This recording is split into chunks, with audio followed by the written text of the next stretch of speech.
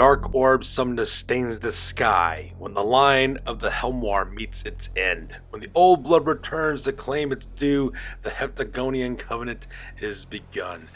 And that, ladies and gentlemen, is the opening words for the Aranthian Succession, the Cinderak Burning expansion that has come out for Necromunda Ash Waste. So with that being said, ladies and gentlemen, welcome to another edition of Commander Cheapskate's Gamer Reviews. I am Commander Cheapskate, and this episode is where we review various products related to the miniatures wargaming hobby. And as you can see on this thumbnail, this is the book that we're reviewing today, which is Necromunda, the Aranthian Succession Cinderak Burning expansion, which has been just uploaded now and available for players to purchase for their campaigns of Necromunda. Now the nice thing about this is that this is actually a huge narrative campaign that deals with the overall lore and story of the Necromunda universe. It basically involves a coup d'etat that's taking place and rebellion at the same time, because the Lord Helmwar, the man who basically controlled all the chaos and crazes of Necromunda, has been, well, not dead, but he's critically injured, is currently in a stasis pod trying to recover. And because he's gone on a failed assassination attempt, there's a huge power vacuum, and now every single thug and gang and weapon and opportunist is trying to rise up right now and take advantage of the situation. So what's going to happen in this one, of course, ladies and gentlemen, we're going to do a little bit deeper dive on this product review. We'll be talking about several things. We'll be talking about the overall lore of the story, as well as the rules for gang compositions in the brand new Succession campaign that's available. We'll also spend some time talking about the Succession campaign and go a little bit deeper dive in those rules. Same thing with the new Sympathizer territory, which is available now in this game, as well as the various narrative scenarios. And then finally, of course, we will talk about the meat, or the main focus of what I feel is the most important part of this rulebook, which are the new vehicle crews and vehicle options available for House Escher as well as House Goliath gangs. We'll also talk a little bit about the Dramatis Persaone that you can get from this rulebook as well, and then the end provide our overall conclusion of this product. And if you guys want to, if you want to go to a specific section of this review, I do have timestamps down below in the description box that you guys can click through to navigate to get to the portion of the review that pertains to you the most. So with that being said, let's go ahead and talk about the Aranthian Succession Cinderak Burning expansion.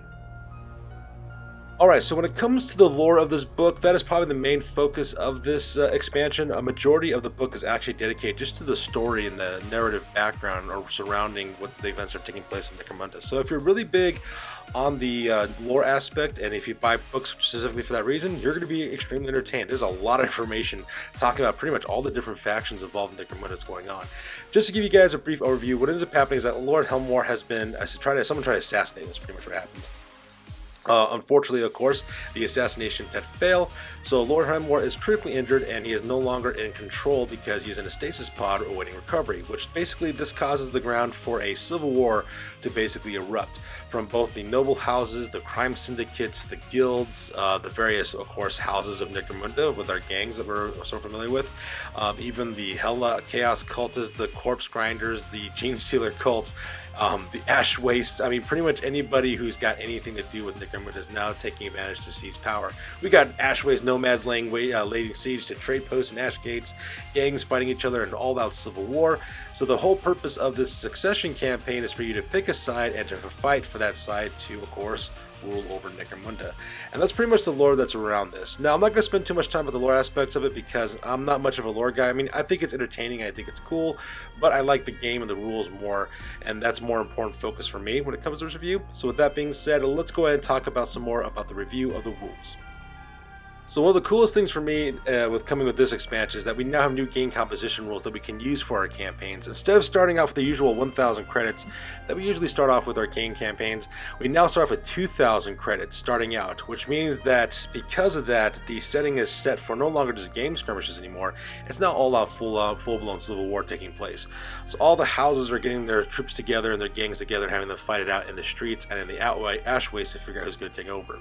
So you start off with 2,000 credits, which is absolutely fantastic because now you can double it. So if you wanted to take that more esoteric gear, that more expensive weapon choices, if you wanted to go with more expensive gear, or as well as like some of the animals and animal companions you can have for your gangs, or whatever the case may be, you can now do so because now you have twice as many starting credits in order to create your gang. At the same time, the same rule of additional 400 credits for a crew, vehicles, or fighters with mounted war gear that gives them the mounted condition is also added to your starting roster as well. So because you have a huge amount of points that you can work with in order to create your gangs. So for those of you who are studying what's happening, that's 2,400 credits just starting out for you to play your gang, which is absolutely fantastic. In my opinion, this 2,400 credit allowance is perfect for an Ash Waste campaign. And the reason why is because now you can take enough vehicles and make sure that your entire gang can be transported with your vehicles. So instead of only having some members of your gang being on vehicles and the rest of them just kind of slogging it on foot, everybody can be vehicle mounted now, everyone can transport, you can do a lot of cool, crazy things. And it's going to be awesome because you're going to see so many interesting gangs being built with this rule set.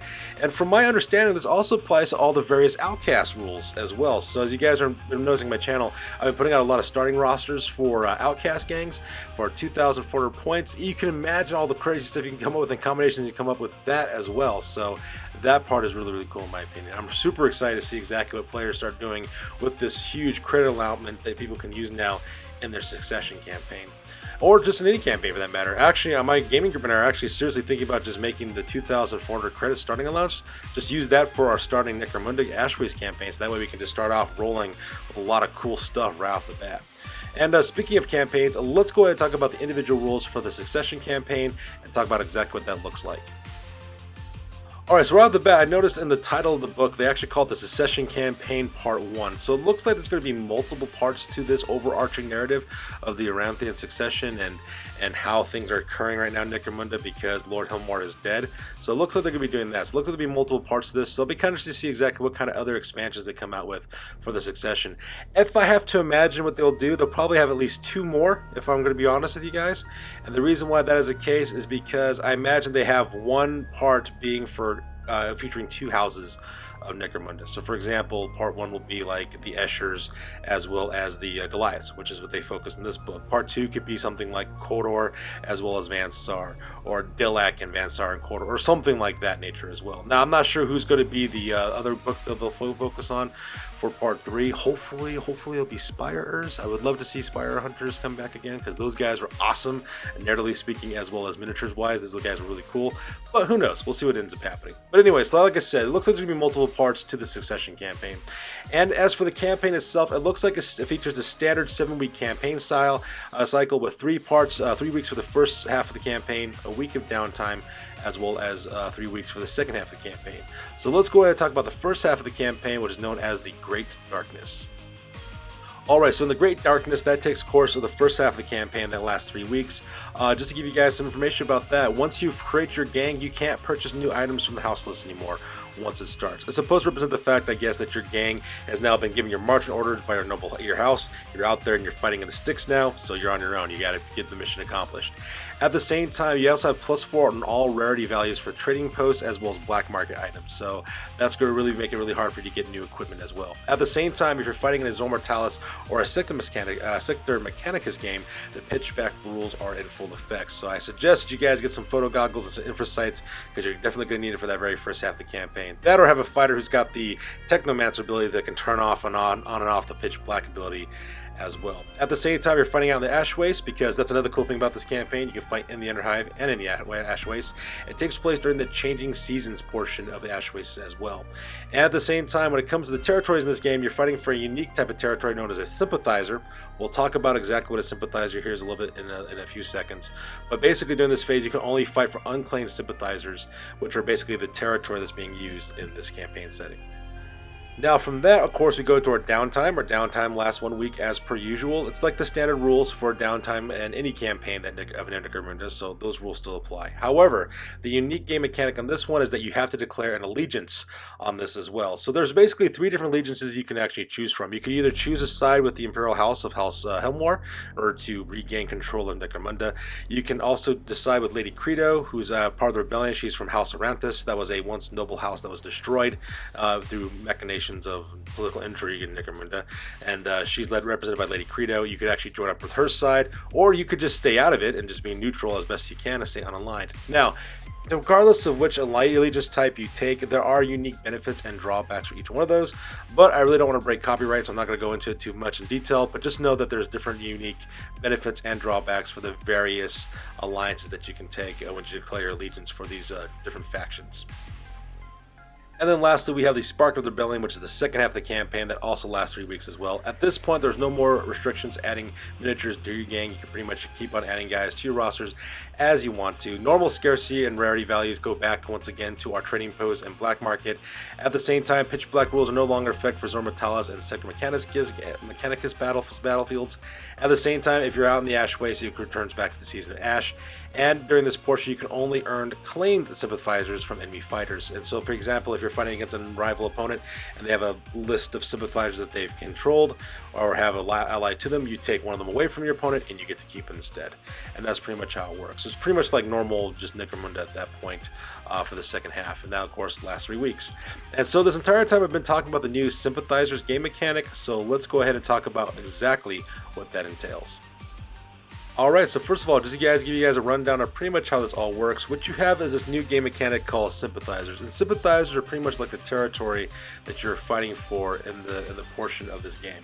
Now, when it comes to Sympathizers, just to let you know, they're kind of like the different factions of Necromunda who have any kind of political or sway in Necromunda. So, for example, the various guilds, the various crime syndicates, as well as different just interesting and unique things that you haven't seen before. For example, the noble houses, for example, represented. Also things like the Air Guild, for example.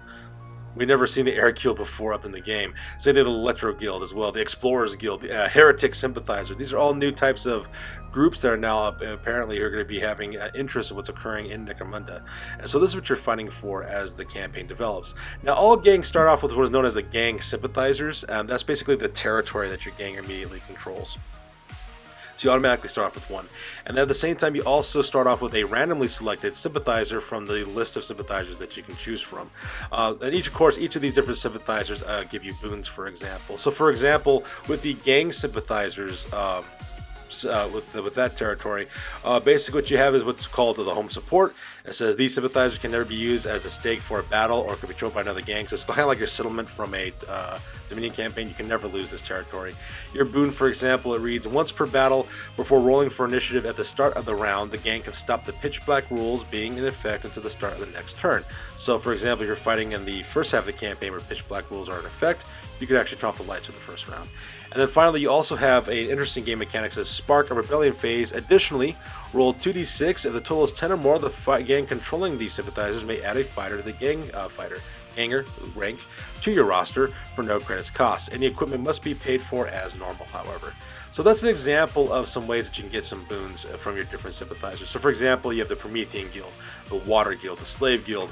You also have Coal Traders, you have House Ulanti, the Fallen House, you have House Catalyst, you have the Electro Guild, the Air Guild. Air Guild, for example, gives you D6 credits in your stash, and at the same time, they make sure all your gang members can be equipped with respirators, for example. Second best Smuggler Sympathizers, which I like that name because it's kind of like they're not as cool as the Coal Traders, so they're the second best smugglers instead. So there's all kinds of different sympathizers you can use for each of these gangs, and that's exactly what you're fighting for. These are the different boons and rewards that you can get for actually having these sympathizers as the campaign develops. Now, another thing that's really cool about this, they do give you brand new scenarios that you can play. There's actually 12 scenarios in all that can be used in any campaign, which is absolutely fantastic. So if you're looking for some variety of some different scenarios to play, this is actually kind of a nice aspect of that. So it's kind of nice. Now, I will warn you, though, of course, of the 12 scenarios that are available in this book, only 5 of them allow vehicles and fighters who are mounted. So if you're wanting to do like more scenarios or a variety of scenarios for your Ash Waste campaign, just be aware that less than half of these scenarios do allow vehicle mounting as well, so keep that in mind too. So, which is also kind of nice, and the reason why is because some of the vehicle scenarios were not very good in the Ash Waste rulebook, so this kind of adds some variety to that as well. Now, at the same time, there's also a narrative component that is also attached to each one of these different scenarios. So if you want to replay battles and fights that were detailed in the lore and the story of this campaign setting, you can actually do it. They actually have a little table that tells you exactly what sites fight, what you start off with, and how you can reenact those epic battles that took place during the Aranthian Succession. So if you're really interested in doing that narrative aspect of it, and you're really into narrative battle play, especially for gaming, this is definitely going to be something that's going to be interesting to you as well.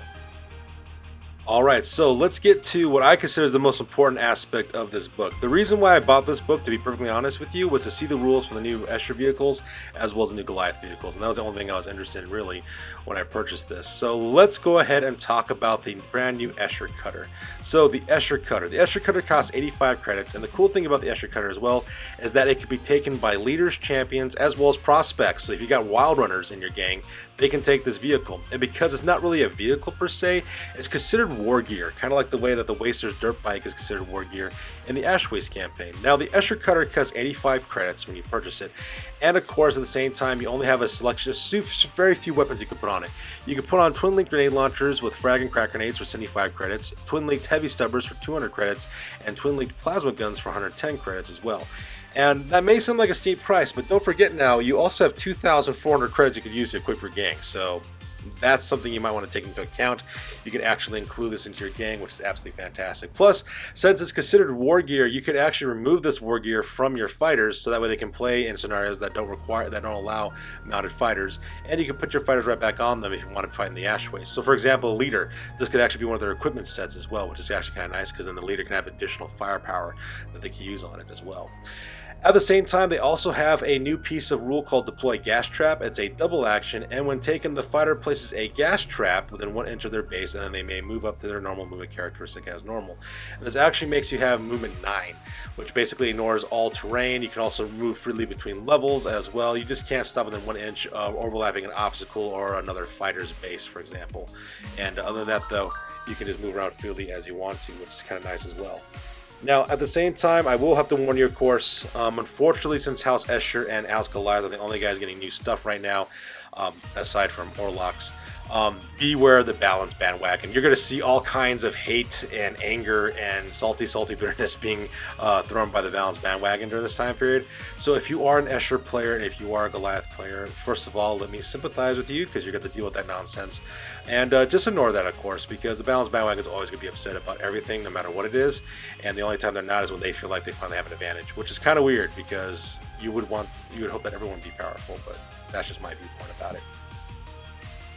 And now at the same time, you also have Escher crew for vehicles. So just like you have the Iron Riders for House Orlok, you now have Escher crew called Escher Hellions, which are the crews for the various vehicles for your gang. So if you're an Escher player, rejoice. Your Escher Hellion costs 30 credits. They have 4 up Ballista skill and 7 plus for leadership, cool, willpower, as well as 7 intelligence as well. Now, when it comes to their skill access, they do have Savant as primary, so that is really nice as well. So you get that support for the Savant skill. They also have driving as their primary as well. Their secondaries are leadership as well as shooting. Now, when it comes to the equipment that they can take, the weapons and equipment are exactly the same as other crew member options in the Book of the Outlands. So if you're familiar with that table, you know exactly what they have as well. And at the same time, the Escher Hellion also has access to vehicle tactics, and once again, that's also a D66 table. You roll on them, there's a bunch of different things you can use as well. Now, as for the vehicles, of course, they can use custom vehicles, Ridge Runners, Rock Riders, or Wolf Quads as usual. They don't really get access to the to the cutter because it's actually restricted to leaders, champions, and prospects only, so they won't be able to do that as well. Now, once again, of course, you will have to worry about the balance bandwagon on this one because they're going to scream how it's unfair that you have a dedicated crew option and they may not. But like I always say, when it comes to balance bandwagon, just ignore what they say and just keep on trucking and doing your own thing.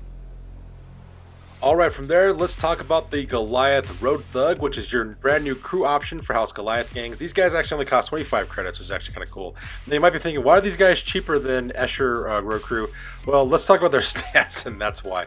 Okay, so they have a 4-up Ballista skill, they have an 8 plus leadership, 5 plus cool, 9 plus willpower, and 8 plus intelligence. That's the reason why they only cost 25 credits. That intelligence stat is really going to hurt them, especially if their vehicle starts malfunctioning, which is actually kind of interesting. But anyways, I mean, they're Goliaths. What were you expecting, right? They're all brawn, no brains. But anyways, continuing on. So when it comes to your gang fighter crew, once again, they do have the same equipment list available to them as other crew from the Book of the Outlands, but with one exception real quick, and we'll talk about that here in a second. And that one exception, of course, being the Goliath Mauler. Now, once again, they also do have access to vehicle tactics. They roll a D66 table for those, so that part is kind of nice as well. And when it comes to your skills, you do have driving as your primary and shooting as your primary. We'll talk about why that's awesome here in a second. And then you also have leadership as well as Savant as your secondaries. Now, why is shooting so nice? A shooting skill is excellent for these guys because, yes, while a lot of the shooting skills can't be used for heavy weapons, it doesn't matter really too much because for your Goliath road thugs, you can put twin-linked bolters as well as twin-linked grenade launchers with frag and crack grenades on the Mauler, alright? These are special weapons and normal basic weapons. And you could use all those skills from the shooting tree for special weapons. So yes, you may not be able to put heavy stubbers on your Mauler, and yes, you may not even be able to put heavy flamers, but you could put plasma guns and flamers and all kinds of other cool things on these things, especially from the black market or from the trading post, and it could be really, really cool. You can take advantage of those shooting skills as well. Now, with that being said, because I said that, obviously, all the balanced bandwagon is going to have a freaking field day with this and be like, oh my god, it's so unfair that the road thug have shooting skills and blah blah blah blah blah. So just ignore what they say because they're just, you know, bitter about that kind of stuff. Now when it comes to the vehicles they can have access to, of course they have access to custom vehicles, ridge runners, rock grinders, and wolf crawds as always. However though, they will have access to the unique vehicle, which is the Goliath Mauler, which costs 100 credits. And so with that being said, let's talk about the Goliath Mauler. So once again, the Goliath Mauler actually costs 100 credits, which is absolutely fantastic. It's got a movement characteristic of 7 inches, a toughness of 5 in the front with 4 for rear and side. It's got 3 hull points, 5 handling, 5 save as well. At the same time, it does have a weapon hard point, which is crew operated, which has a forward firing arc as well. They do have power ram, which adds +2 to their strength, AP, and damage if they impact a vehicle from the front arc as well. They do have a hybrid drive, which allows them to use both tracked and wheeled rules for their locomotion, which is actually kind of cool as well. At the same time, you can also have 2 upgrade slots for the body, 1 for the drive as well as 1 for the engine as well. And like I said before, you can actually pick up weapons from the trading post as well as from the black market for your vehicle as well. However, for your vehicle upgrades though, you can only take them from the Mauler equipment list. So let's talk about that real quick. So for body upgrades, you have a blade of armor, extra armor, as well as reinforced armor. For drives, you have redundant drive systems as well as tire claws. For your engine, you have engine shell as well as a gliss injector. And for your weapons, you can take twin-linked bolters or twin-linked grenade launchers with frag and crack grenades. And then for your work, you can take body spikes, buggy-trapped fuel tanks, as well as wheel skites. So they're not as advanced in terms of a lot of the different things you add to this thing, but make no joke, twin-linked bolters are a beast. Same thing with twin-linked grenade launchers, so that could be really, really powerful as well. And these things are just, you know, they're not really meant for transport, they're just made for running down your opponents and running them over and shooting them. So, you know, fill out your Mad Max fantasies by doing that with the Goliath Mauler. And once again, of course, the balanced bandwagon is going to freak out if you're a Goliath player who's playing this thing. But, you know, just be aware, they will always freak out no matter what it is. And, you know, they could even be getting cool upgrades for their own gang, and they'll still find some reason to be upset. So don't worry about the balanced bandwagon. Just do you, get your cool stuff, and then move on. Alright, so the last thing we're going to talk about real quick, of course, are the Dramatis Persaone, which are now available to your gangs. You do have Lady Hera, who's the 13th daughter of Lord Helmwar, Gorshiv Hammerfist, who is a house agent for House Goliath. He is the first stimmer that was ever created, apparently, to the lore. So he's there, as well as Etheria, as well as Styx. Etheria is the House Escher house agent, and Styx is that little crazy-looking blue cherub monster that Carrie did, that she carries around with her as well. At the same time, you also have rules for Vespa Minx Merdena, which is the House Orlog bounty hunter who's mounted on that Outrider with the automatic firing rocket launcher, which is also kind of cool as well. Now I'm going to go not too much into the Dramatis Persaone for these characters. I'm really not going to spend too much time on that too much. But the cool thing about these guys, because they're Dramatis Persaone, if you are playing an outcast gang and you're looking for an interesting Dramatis Persaone to be the leader of your gang, you actually have now these 4 guys you can pick from in order to create that. Especially if you're a House Escher outcast or a House Goliath outcast gang or a House Orlog outcast gang, or if you're a House Ulanti outcast gang, you could also do that too, possibly, if you want to, and make that outcast gang be that leader. So pretty cool, the options there as well. So if you want to know more about these Dramatis Persaone, I suggest you buy the book and you can check out the rules there. So overall conclusion, this is an excellent buy in my opinion, especially if you want to do something that's fun, that's related to both, in a campaign that is both related to the Underhive as well as Ashways. It actually bridges these 2 facets of the setting quite nicely, so I think that'd be really cool as well, especially if you're really into narrative wargaming. I know a lot of people are really into narrative wargaming, and if you are into narrative wargaming, this will actually be the one for you, which is actually kind of cool. For me though, you know, I could take or leave narrative wargaming, but that's perfectly fine. Like one of my buddies, for example, he really loves reenacting scenes from like Warhammer Fantasy, for example. And so now that there's something like this now available for Necromunda, we're probably going to do a couple of these just because it just sounds really cool as well. At the same time, the scenarios that this book gives you, especially the ones that revolve vehicles, are more unique than their starting rulebook counterparts from the Ashways rulebook, so that part is kind of nice as well. So if you're looking for a variety of scenarios to put in your campaigns, this is a really nice expansion to do that.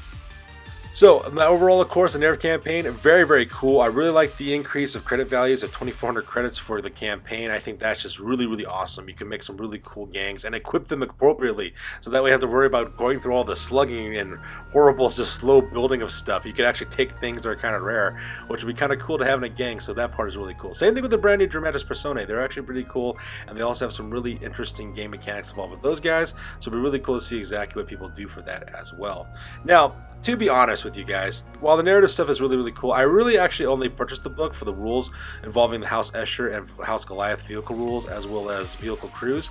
That was the main draw for me, but after looking at the rest of the information that's provided, I'm really digging it. I can really see my gaming group and I actually doing a narrative campaign set within the Succession, so it'd be really cool to see exactly how that develops.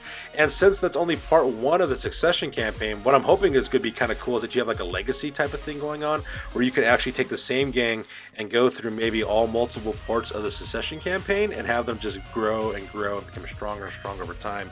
And then by the time you get to the end of this narrative, you know, you have like these really like gangs of legend type of thing, and they just kind of fight it out.